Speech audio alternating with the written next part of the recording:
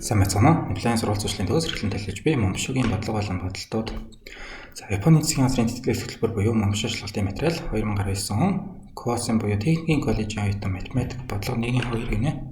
За дараах төслийг шийднэ хичээл Cosmos X хастна 2 Cosmos квадрат x тэнцүү тэг гэдэг юм байна те. Би яг уу Cosmos X-ийн шууд хаалтнаас гаргачих уу?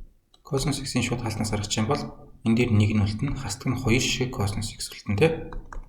Тэгээд тэнцүүтийг үржүүр тэгтээ тэнцгэр чинь аль нэг тэгтээ тэнцүүлдэг шүү дээ. Cosmos X-ийн тэгтээ тэнцүү юм байна гэсэн нэг хариу байна.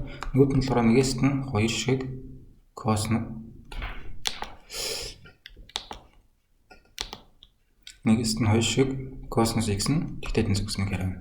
Эндээс болохоор энийг нөгөөд чинь гаргалаа. Нэг тэнцүү 2 шиг Cosmos X боллоо. Хоёр талыг нь 2-д нь хуваагаад өгчих болно. Эсвэл энэ хоёрыг ийшээ хуваагаад өгсөн ч болно те. Cosmos X тэнцүү 2-ын 1 гэсэн хариу гарч ирлээ. За Cosmos X тэгтээ тэнцүү гэдэг хариу чи юу болох юм бэ? Тэ? Тэгэхээр графика зураад арчиж болно эсвэл Cosmos ч юм болохоор тэгтэр нэгээс эхэлнэ тийм үү? Ингээд 90 градус дээр ирлээ. 180, 270, 360 гэдэг ийм ихтэй функц байгаа шүү дээ. Тэгэхээр энэ дэр 360 гэдэг чинь 2p, энэ дэр 180 гэдэг чинь p хэвчтэй. Тэгэхээр би болохоор зөвхөн ерөөсөө эндээс энэ завсрын хувьд бодно тийм үү? X нь 0-оос их буюу тэнцүү x, бага буюу тэнцүү pi байгаа юм чинь.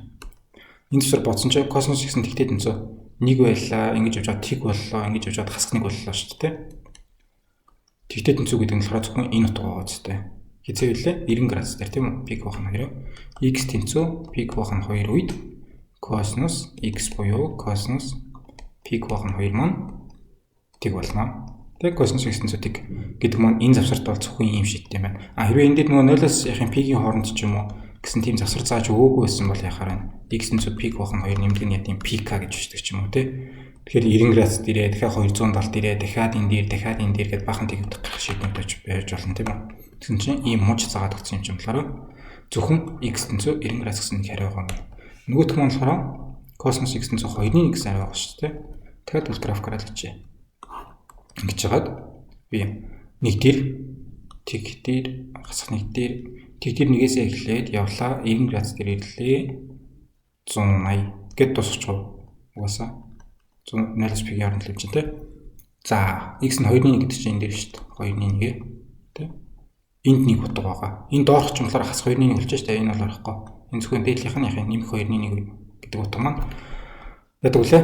Синус чинь 30 дээрээ 2-ын 1 гаргадаг шүү дээ. Cosmos нь болохоор 30 дээрээ язгаар дээр 3-ыг байх нь 2. Тэгсэн энэ нь байраас хэлнэ те. Синус нь болохоор 60 дээрээ язгаар дээр 3-ыг байх нь 2. Энэ дээр болохоор Cosmos маань 60 дээрээ 2-ын 1 болно.